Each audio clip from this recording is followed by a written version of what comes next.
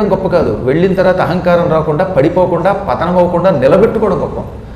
పరమాత్మ దగ్గరికి వెళ్ళి ఎంతోమంది ఇలా భ్రష్టులు అవ్వలా, గురువుల దగ్గరికి వెళ్ళి ఎంతోమంది భ్రష్టులు అవ్వలేదు. కారణం ఏంటంటే ఎక్కడో వస్తుంది అహంకారం. నేను ఏకాంత భక్తుడిని, నాకంటే గొప్ప భక్తుడు లేడు, నేను ఏమైనా చేయగలను, నాకు విలువ ఉంది, ఈ ఊహ రాకుండా చూసుకోవాలట. దీనికి ఒక సులభమైన మార్గం చెప్పారండి.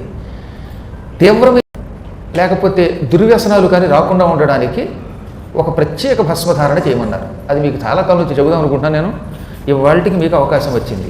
శివపురాణం అనే వంకతోటి శివుని యొక్క విభూతి ఉదయము సాయంత్రము ధరించిన కొంతమంది పుణ్యాత్ములకి మాయ దగ్గరికి రాదు. ఇంతకీ ఏ విభూతి, ఏ భస్మమును ధరిస్తే మాయ అంటదు? శివుణ్ణి పూజించగా వచ్చిన నిర్మాల్యం ఉంటుంది కదా, శివుణ్ణి బెల్లపత్రాలతో పూజించారు, లేదా అర్జున పత్రాలతో, మద్ది చిట్టాకులతో పూజించారు, ఇంకేవేవో రకరకాలైనటువంటి పత్రాలతోటి, కొన్ని పుష్పాలతోటి పూజించాక ఈ తీసేసిన మాల్యాన్ని ఎండబెట్టి కాల్చి అందులో కొద్దిగా ఆవు నెయ్యి వేసి ఈ భస్మాన్ని ధరించిన వాడికి పొరపాటును కూడా మాయ అంటదట.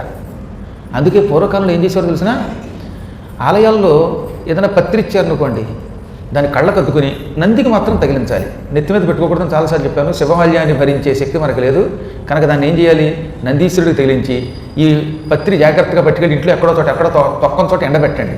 మేడ ఉంటే మేడ మీద, లేదా ఏదో ఒక గిన్నెలోనో ఎందులోనో వేసి ఎండబెట్టి బాగా ఎండిపోయిన తర్వాత కొద్దిగా ఆవు నెయ్యి కలిపి దీన్ని భస్మం చేయండి.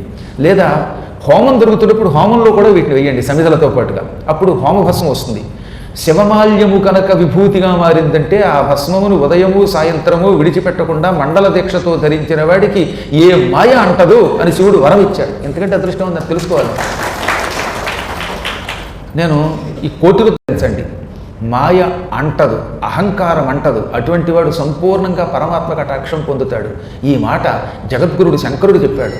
అన్నిటికీ మించి ఇప్పటికీ కూడా జ్ఞానం ఉన్న వాళ్ళందరూ ఏకకంఠంతో చెప్పేది ఏమిటి, నడిచే దేవుడు కంచి పరమాచార్యులు వారు ఇదే మాట చెప్పారు. ఇంతమంది మహాత్ములు చెప్పారు, పురాణములు చెబుతున్నాయి.